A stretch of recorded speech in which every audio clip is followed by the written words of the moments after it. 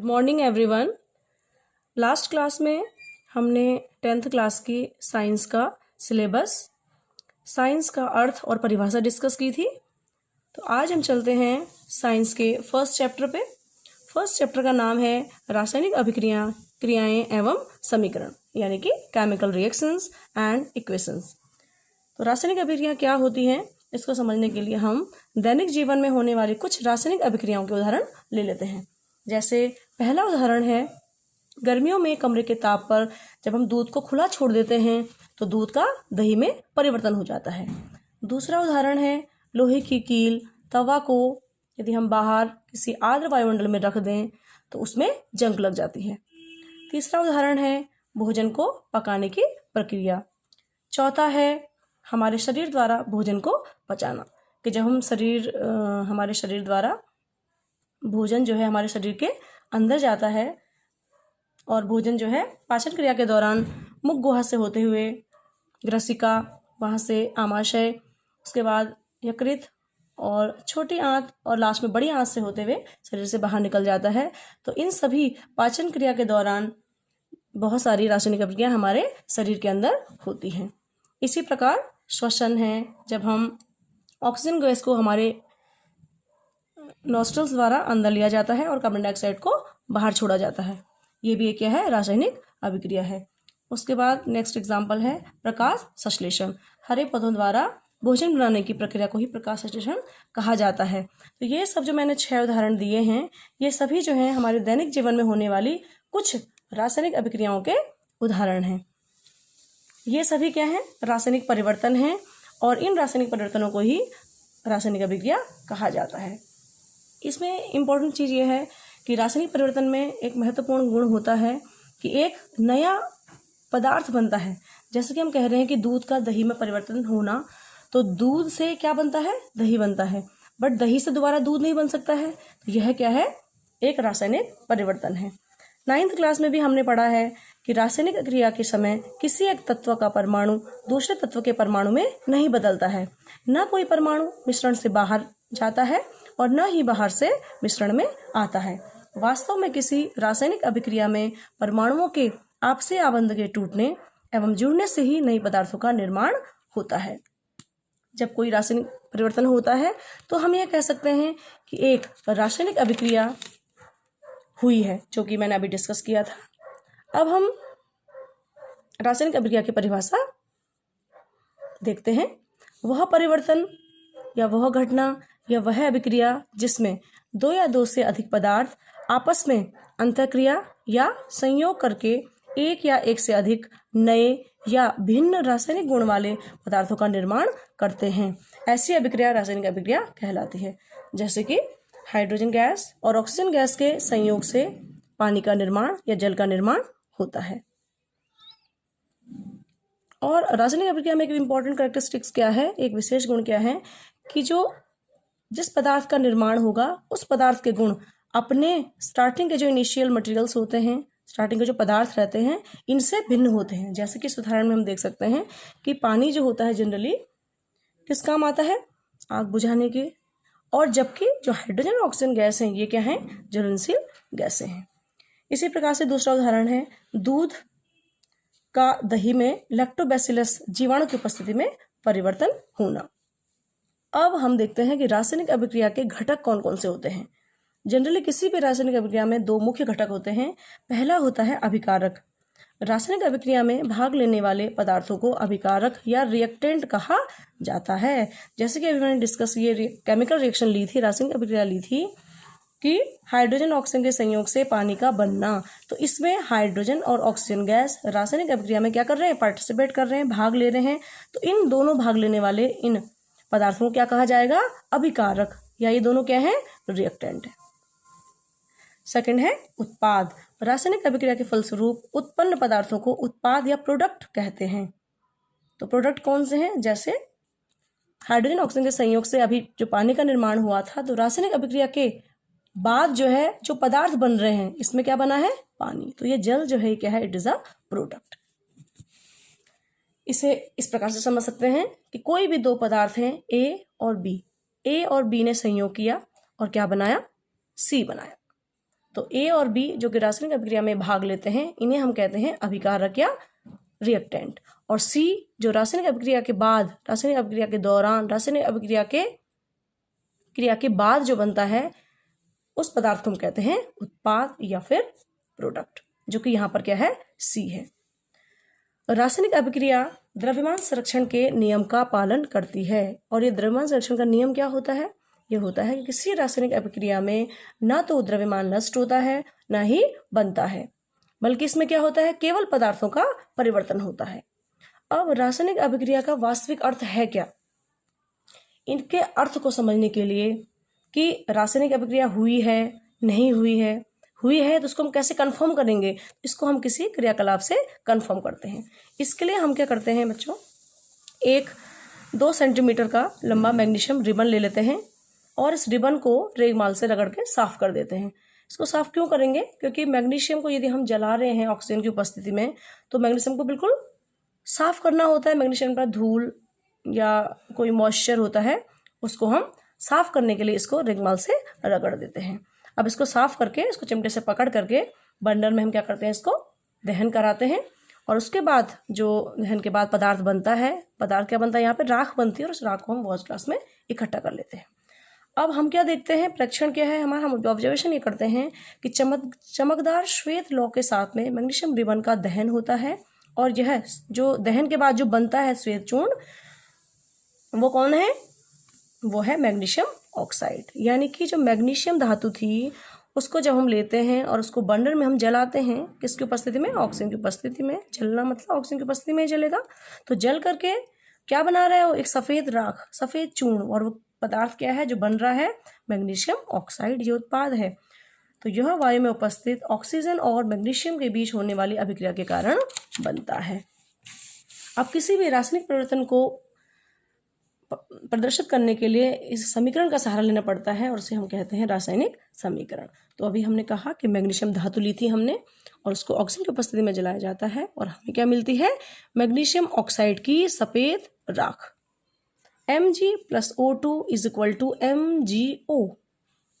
इस अभिक्रिया में हम दोबारा से रासायनिक अभिक्रिया के जो घटक हैं उनको हम दोबारा से दिखा सकते हैं कि यहाँ पर मैग्नीशियम और ऑक्सीजन दोनों रासायनिक अभिक्रिया में भाग लेते हैं, इसलिए हम इन्हें अभिकारक कहते हैं या इन्हें रिएक्टेंट कहते हैं। और अभिक्रिया के बाद जो उत्पाद बना है मैग्नीशियम ऑक्साइड, इसे हम उत्पाद कहते हैं या फिर इसे प्रोडक्ट कहते हैं। तो अभी तक हमारे सामने जो ये निकल के आया है वो यही है कि इस रासायनिक परिवर्तन, कौन सा रासायनिक परिवर्तन? मैग्नीशियम से ऑक्सीजन की क्रिया के फलस्वरूप MgO का बनना, ये पूरा जो फिनोमिनन है, ये जो घटना है, इसको ही हम क्या कहते हैं? रासायनिक अभिक्रिया कहते हैं। दूसरा क्रियाकलाप हम क्या करते हैं, एक शंक्वाकार फ्लास्क, जैसे कि ये है शंक्वाकार फ्लास्क ले लिया हमने, या कोई टेस्ट ट्यूब भी ले सकते हैं, परख नली ले सकते हैं। परख नली में कुछ दानेदार जिंक लेकर के, इसमें हम जिंक ले लिया Zn, और इसमें HCl या हाइड्रोक्लोरिक अम्ल, या आप लोग सल्फ्यूरिक अम्ल भी ले सकते हैं, H2SO4 भी ले सकते हैं, कोई अम्ल मिला सकते हैं मीन्स। तो जिंक के पीस ले लिया हमने और इसमें हमने सल्फ्यूरिक अम्ल सपोज हम यहाँ पे ऐड करते हैं। और अब हम उसके बाद हम फ्लास्क को स्पर्श करते हैं, टच करते हैं, ऑब्जर्वेशन करते हैं और उसके तापमान को नोट करते हैं।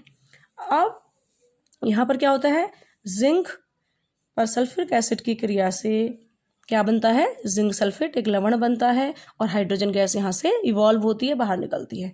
कैसे पता चलेगा कि हाइड्रोजन गैस इवॉल्व हुई है? जब जिंक के सल्फ्यूरिक एसिड से क्रिया होती है तो हाइड्रोजन गैस कांच की नली से होकर के बाहर निकलती है। और इसकी उपस्थिति को हम कैसे कंफर्म करेंगे? हम क्या करते हैं, मोमबत्ती, जली हुई मोमबत्ती यहाँ पे ले आते हैं और वो फट फट की ध्वनि के साथ में हाइड्रोजन गैस क्या होती है? जलती है। इस प्रकार हाइड्रोजन गैस के इवॉल्वमेंट का हमें यहाँ पे कंफर्म हो जाता है। अब हम रासायनिक अभिक्रिया का निर्धारण कैसे करेंगे? उपयुक्त जो हमने दोनों क्रियाकलाप देखे हैं, इन दोनों क्रियाकलापों के आधार पर हम ये कह सकते हैं कि निम्न में से कोई भी यदि प्रेक्षण हम करें, ये 3-4 प्रेक्षण मैंने लिखे हुए हैं, इन 4 प्रेक्षणों में से किसी एक प्रेक्षण की सहायता से भी हम निर्धारित कर सकते हैं कि कोई केमिकल रिएक्शन या कोई रासायनिक अभिक्रिया हुई है। जैसे कि अवस्था में परिवर्तन, जैसे कि रासायनिक अभिक्रिया मैंने दिखाई थी, जैसे जिंक है, ये क्या होता है हमारा? सॉलिड होता है। H2SO4 क्या होता है? लिक्विड होता है। ये भी क्या है, सॉलिड है, और ये क्या है, गैस है। तो किसी भी रासायनिक अभिक्रिया के दौरान उनकी अवस्था में परिवर्तन होता है। उसके बाद है रंग में परिवर्तन। जैसे कि जिंक है, सफेद रंग का होता है, जिंक सल्फेट है, ये रंगहीन होता है। तो रासायनिक अभिक्रिया के दौरान क्या होगा, उनकी रंग में परिवर्तन होगा। उसके बाद थर्ड है गैस का उत्सर्जन। रासायनिक अभिक्रिया के दौरान किसी भी गैस का क्या होगा, उत्सर्जन होगा, तो हम समझेंगे कि रासायनिक अभिक्रिया हुई है। जैसे कि जिंक पर सल्फ्यूरिक अम्ल की क्रिया के बाद हाइड्रोजन गैस का इवॉल्व होना, उत्सर्जन होना, ये दिखाता है कि यहाँ पर कोई रासायनिक अभिक्रिया हुई है। और चौथा है कि तापमान में परिवर्तन। जब हमने जिंक पर सल्फ्यूरिक एसिड की क्रिया किसी एक फ्लास्क में की थी और हमने जब इसको स्पर्श किया था तो हमें क्या लगा था, ये बीकर क्या लगा, गर्म लगा था। यानी कि इस फ्लास्क के भी टेम्परेचर में क्या आता, परिवर्तन आता है। तो यह तापमान में परिवर्तन भी उस रासायनिक अभिक्रिया के को क्या कर रहा है, निर्धारित कर रहा है।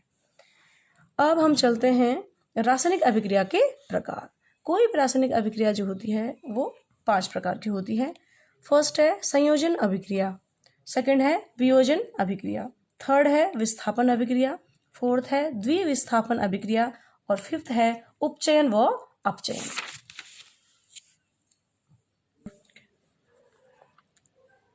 चलिए अब हम चलते हैं संयोजन अभिक्रिया, जिसे हम कॉम्बिनेशन रिएक्शन भी कहते हैं। ये क्या होती है, जब 2 या 2 से अधिक अभिकारक, वो पदार्थ हो सकते हैं या तत्व हो सकते हैं या वो यौगिक हो सकते हैं, संयोग करके एक नए उत्पाद का निर्माण करते हैं। ऐसी अभिक्रियाओं को संयोजन अभिक्रिया कहा जाता है। उदाहरण के लिए जैसे हम लेते हैं कैल्शियम ऑक्साइड से कैल्शियम हाइड्रोक्साइड का बनना। तो सबसे पहले हम जब लेते हैं कैल्शियम ऑक्साइड, जिसे कि बिना बुझा हुआ चूना भी कहते हैं या क्विक लाइम कहते हैं, इस पर जल की अभिक्रिया जब हम कराते हैं तो इससे क्या बनता है, कैल्शियम हाइड्रोक्साइड, जिसका सूत्र है कैल्शियम CaOH होल ट्वाइस, जिसे बुझा हुआ चूना भी कहते हैं एंड स्लैग्ड लाइम भी कहते हैं। तो यहाँ पर 2 क्या है, ये अभिकारक हैं, 2 पदार्थ हैं। इन 2 पदार्थों ने संयोग करके एक क्या किया है, उत्पाद का निर्माण किया है, इसलिए यह अभिक्रिया क्या कहलाएगी, संयोजन अभिक्रिया कहलाती है। इसमें इंपॉर्टेंट चीज़ ध्यान देने वाली बात यह है कि जो यहाँ पर कैल्शियम हाइड्रोक्साइड का निर्माण होता है, जो कि स्लैग्ड लाइम है, इसका उपयोग हम दीवारों की सफ़ेदी करने के लिए भी करते हैं। सफ़ेदी करने के 2-3 दिन बाद कैल्शियम कार्बोनेट का निर्माण होता है और इससे दीवारों पर चमक आती है। और हम ये चीज़ देखते भी हैं कि जब दीवारों पर पेंट होता है तो उसके 2-3 दिन बाद चमक आती है। वो क्यों आती है, कैल्शियम कार्बोनेट के निर्माण के बाद। और ये कैसे बनता है, कैल्शियम हाइड्रोक्साइड पर किसकी क्रिया से, वायु में उपस्थित कार्बन डाइऑक्साइड तो होती है, इसकी क्रिया से क्या किसका निर्माण होता है, कैल्शियम कार्बोनेट का निर्माण होता है। और इक्वेशन है CaOH whole twice plus CO2 is equal to CaCO3 plus H2O। Calcium hydroxide और कार्बन डाइऑक्साइड की रिएक्शन से क्या बनता है, कैल्शियम कार्बोनेट का निर्माण होता है, और जिसे चूने का पत्थर भी कहते हैं। और संगमरमर का सूत्र भी यही होता है, कैल्शियम कार्बोनेट। नेक्स्ट उदाहरण संयोजन अभिक्रिया का हम ले सकते हैं कोयले का दहन। जब भी कोई कार्बन है, कोयला है, उसको जब जलाते हैं ऑक्सीजन की उपस्थिति में तो क्या बनता है, कार्बन डाइऑक्साइड का निर्माण होता है और इस अभिक्रिया में ऊष्मा भी निकलती है। थर्ड है जल का निर्माण। जनरली हाइड्रोजन गैस और ऑक्सीजन गैस के संयोग से हमें क्या मिलता है, जल मिलता है। तो ये सब क्या है, संयोजन अभिक्रियाएं हैं। फोर्थ एग्जाम्पल है आयरन यानी कि लोहा और ऑक्सीजन के संयोग से क्या प्राप्त होता है, Fe3O4 आयरन ऑक्साइड, जो कि एक आयरन का अयस्क है, इसे हम मैग्नेटाइट भी कहते हैं। फिफ्थ एग्जाम्पल है मैग्नीशियम का ऑक्सीजन में दहन करने पर मैग्नीशियम ऑक्साइड बनता है, Mg2Mg plus O2 is equal to 2MgO। 2 magnesium के अणु एक ऑक्सीजन के अणु से मिल करके क्या बनाते हैं, 2 मैग्नीशियम ऑक्साइड के अणु बनाते हैं। नेक्स्ट एग्जाम्पल है फिफ्थ एग्जाम्पल, सल्फर डाइऑक्साइड के 2 मॉलिक्यूल लिए हैं और ऑक्सीजन की उपस्थिति में जलाने पर या सल्फर डाइऑक्साइड की ऑक्सीजन से क्रिया कराने पर क्या प्राप्त होता है, हमें सल्फर ट्राइऑक्साइड प्राप्त होता है, जिसका फॉर्मूला है SO3। Next NH3 plus HCl is equal to NH4Cl। Ammonia gas की हाइड्रोक्लोरिक अम्ल से क्रिया कराने पर अमोनियम क्लोराइड प्राप्त होता है। हाइड्रोजन गैस और क्लोरीन गैस की अभिक्रिया से हाइड्रोक्लोरिक अम्ल प्राप्त होता है। ये दोनों क्या हैं, गैसेज हैं, हाइड्रोजन भी गैस है, क्लोरीन भी गैस है, और हाइड्रोक्लोरिक अम्ल क्या है, एक लिक्विड है। तो ये 2 अभिकारक संयोग करके दोबारा क्या बना रहे हैं, एक उत्पाद बना रहे हैं। तो ये क्या है, हमारी संयोजन अभिक्रियाएं हैं। लास्ट एग्जाम्पल है दो कार्बन मोनोऑक्साइड के मॉलिक्यूल लिए हैं 2CO plus O2 is equal to 2CO2। दो कार्बन मोनोऑक्साइड के मॉलिक्यूल अणु लिए हैं और एक ऑक्सीजन के अणु के संयोग से हमें क्या मिलते हैं, दो कार्बन डाइऑक्साइड के अणु का निर्माण होता है। ये सारे जो है संयोजन अभिक्रिया के एग्जाम्पल हैं, उदाहरण हैं। उदाहरण बच्चों एक में मैं दोबारा आपके पास चल रही हूँ। इस उदाहरण एक में हम यदि देखते हैं तो ये देखते हैं कि जब कैल्शियम ऑक्साइड पर जल की हम क्रिया कराते हैं और जब हमें बुझा हुआ चूना या कैल्शियम हाइड्रोक्साइड प्राप्त होता है तो इस अभिक्रिया के बाद यहाँ पर ऊष्मा, बड़ी मात्रा में ऊष्मा भी उत्पन्न होती है। और जिन भी अभिक्रियाओं में रासायनिक अभिक्रिया के साथ साथ यानी कि उत्पाद के निर्माण के साथ साथ ऊष्मा भी उत्पन्न होती है, ऐसी अभिक्रियाओं को ऊष्मा क्षेपी या एक्सोथर्मिक रासायनिक अभिक्रिया भी कहा जाता है। एक्सो मीन्स बाहर, थर्मिक मीन्स हीट। तो जब भी हीट बाहर निकलेगी ऐसी रिएक्शन से क्या कहेंगे, एक्सोथर्मिक रिएक्शंस।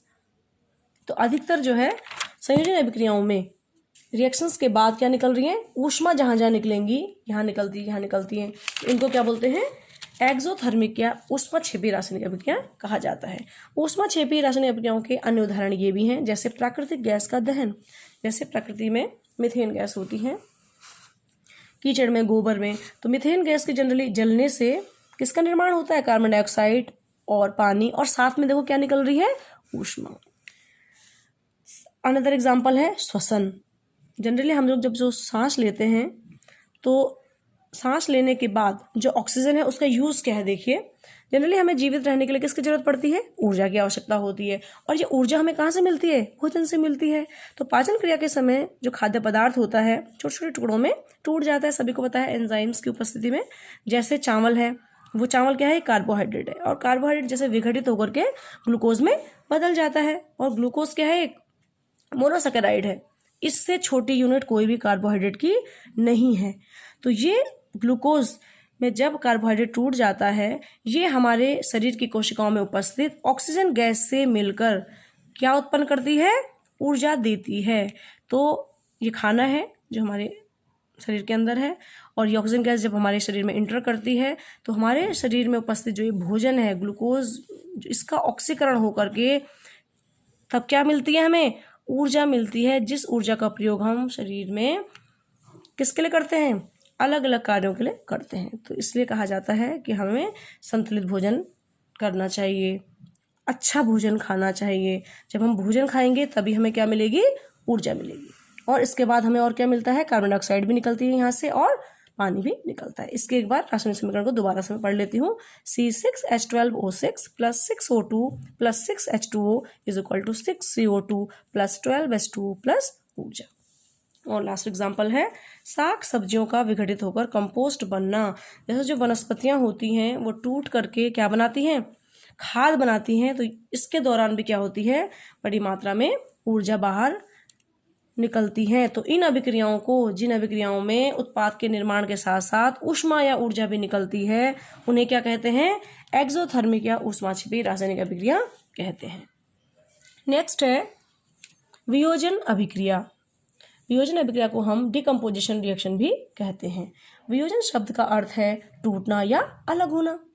इसकी परिभाषा देखते हैं। वह अभिक्रिया जिसमें एक अभिकारक टूटकर दो या दो से अधिक छोटे छोटे उत्पादों का निर्माण करता है, उसे वियोजन अभिक्रिया कहते हैं। जैसे कोई हमने पदार्थ ले लिया X, और X टूट करके यदि Y और Z में विभक्त हो जाता है तो X क्या है हमारे पास, अभिकारक, और ये क्या कर रहा है, दो या दो से अधिक, दो किसमें टूट रहा है, ये दो छोटे छोटे उत्पादों में टूट रहा है। तो ये क्या है, एक वियोजन अभिक्रिया है। इसके उदाहरण ले लेते हैं। जैसे कि पहला उदाहरण है, फेरस सल्फेट के क्रिस्टलों को गर्म करने पर, किसकी उपस्थिति में, ऊष्मा की उपस्थिति में गर्म करने पर यह फेरिक ऑक्साइड सल्फर डाइऑक्साइड और सल्फर ट्राइऑक्साइड में वियोजित हो जाता है। इसका फॉर्मूला देखते हैं। FeSO4.7H2O ये फेरस सल्फेट के क्रिस्टल्स हैं और कैसे रंग के होते हैं, लाइट ग्रीन कलर के होते हैं। इनको जब ऊष्मा की उपस्थिति में गर्म करते हैं, ऊष्मा देते हैं, तो यह डिहाइड्रेट हो जाता है, यानी कि जो 7 वाटर मॉलिक्यूल्स है यहाँ से ये एलिमिनेट हो जाते हैं, अलग हो जाते हैं, और केवल किसका निर्माण होता है, फेरस सल्फेट का। और किस कलर का होता है, ये सफ़ेद रंग का। अब हम 2 मॉलिक्यूल फेरस सल्फेट के लेते हैं और इसको ऊष्मा की उपस्थिति में दोबारा से हीट करेंगे जब फेरस सल्फेट को, तो हीट करने पर जो फेरस सल्फेट होता है वाइट कलर का है, ये ब्राउन कलर का फेरिक ऑक्साइड का निर्माण करता है Fe2O3, और सल्फर डाइऑक्साइड गैस निकलती है और सल्फर ट्राइऑक्साइड गैस भी निकलती है। इसकी रिएक्शंस को हम दोबारा पढ़ लेते हैं। FeSO4.7H2O हीट करने पर क्या दे रहा है, 2FeSO4 प्लस 7H2O। 2FeSO4 को जब हम हीट किया तो क्या दे रहा है, Fe2O3 ferric oxide, sulphur dioxide SO2 N plus SO3। क्योंकि ये जो वियोजन अभिक्रिया है ये ऊष्मा की उपस्थिति में हो रही है, इसलिए इस वियोजन अभिक्रिया को ऊष्मीय वियोजन भी कहा जाता है। नेक्स्ट उदाहरण है कैल्शियम कार्बोनेट यानी कि CaCO3 का वियोजन ऊष्मा की उपस्थिति में किस में होता है, कैल्शियम ऑक्साइड और CO2 में होता है। CaCO3 कैल्शियम कार्बोनेट जिसे कि चूना पत्थर भी कहते हैं, ऊष्मा की उपस्थिति में किस में टूट रहा है, कैल्शियम ऑक्साइड जिसे चूना भी कहते हैं, CaO इसका फॉर्मूला है, और plus carbon dioxide CO2, carbon dioxide यहाँ से निकल जाती है। तो ये दो उत्पाद जो है कैल्शियम कार्बोनेट गर्म करने पर देता है। और यहाँ पर जो कैल्शियम ऑक्साइड का निर्माण होता है इसका उपयोग सीमेंट के निर्माण में भी होता है। नेक्स्ट एग्जांपल है लेड नाइट्रेट यानी कि PbNO3 होल ट्वाइस। इसको हाई टेम्परेचर पर गर्म करने पर यह लेड ऑक्साइड यानी कि PbO और नाइट्रोजन डाइऑक्साइड NO2 में और ऑक्सीजन गैस में वियोजित हो जाता है।